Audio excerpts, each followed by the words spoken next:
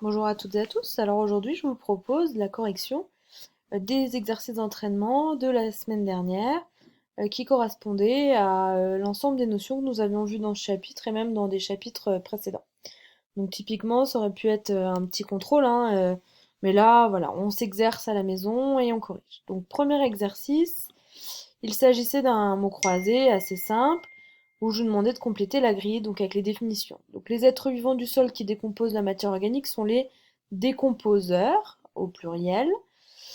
Les êtres vivants que l'on ne peut pas voir à l'œil nu sont les micro-organismes. Et le nom scientifique du ver de terre, c'est le lombric. Donc le mot caché, qui était un milieu de vie qui présente une grande biodiversité, c'était le sol. Voilà pour le premier exercice. Ensuite, dans le deuxième exercice, c'était une petite expérience à analyser où on vous présentait cette expérience d'enfouissement de différentes matières dans le sol assez profondément et on les ressort quelques mois après pour les observer. Donc le tableau présentait les résultats et je vous demandais dans la première question d'indiquer si les matières se sont un peu, pas du tout ou entièrement décomposées au bout de 3 mois. Donc c'est très simple, le carton s'est un petit peu décomposé, puisqu'au départ on met un rectangle de 10 centimètres blanc et il en ressort des petits bouts noirs de quelques millimètres. La peau d'orange s'est entièrement décomposée et le sac plastique est resté intact, donc ne s'est pas du tout décomposé. Dans la deuxième question, je vous demandais d'expliquer ces différents résultats. Comment on peut expliquer ces résultats? C'est à l'aide de nos connaissances. Nous savons que les décomposeurs présents dans le sol mangent de la matière organique, de la matière végétale notamment en grande partie, et que nous savons que la peau d'orange est une matière organique, ainsi que le carton, d'accord? Ce sont des matériaux, on peut utiliser la notion de biodégradable. En revanche, le sac plastique est issu du pétrole et les décomposeurs ne le mangent pas du tout. Donc c'est pour cela qu'il ne sera pas du tout décomposé, dégradé au bout de quelques mois, même quelques années. Il faudra plus de temps pour qu'il se dégrade, mais pas grâce aux décomposeurs. Et enfin, dernier exercice où on reparlait de réseau alimentaire. Alors je sais que certains avaient eu des difficultés sur le premier exercice de réseau alimentaire, donc on va en refaire un petit ici. C'était ce qui était demandé dans la première question. Je vous demandais d'expliquer pourquoi on peut parler de réseau alimentaire dans le sol, et je vous demandais de représenter un exemple de réseau alimentaire à l'aide du premier document qui était ici. Donc pourquoi on parle de réseau alimentaire?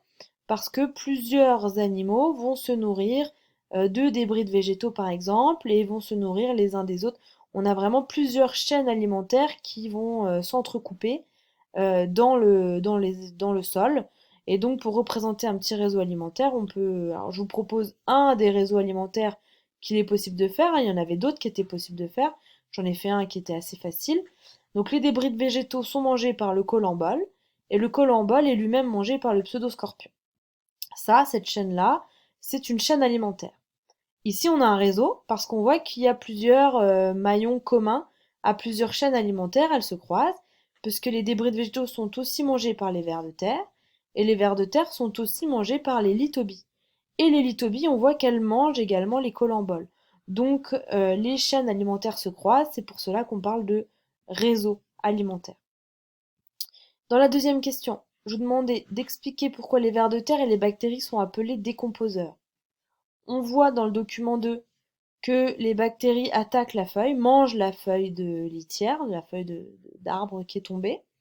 On voit que les vers de terre euh, ont des excréments qui sont constitués de matière minérale.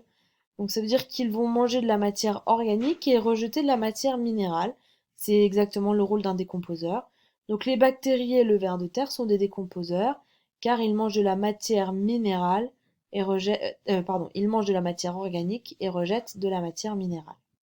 Donc décomposeur, c'est un être vivant qui mange des restes d'êtres vivants, donc de la matière organique, et qui vont rejeter dans leurs excréments de la matière minérale.